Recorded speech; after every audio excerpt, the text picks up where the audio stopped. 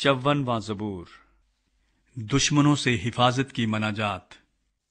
اے خدا، اپنے نام کے وسیلے سے مجھے بچا اور اپنی قدرت سے میرا انصاف کر۔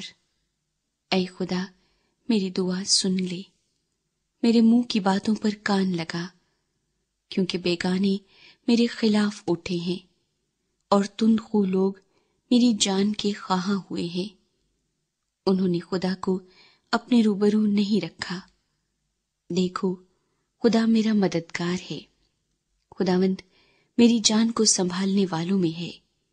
وہ برائی کو میرے دشمنوں ہی پر لوٹا دے گا۔ تو اپنی سچائی کی روح سے ان کو فنا کر۔ میں تیرے حضور رضا کی قربانی چڑھاؤں گا۔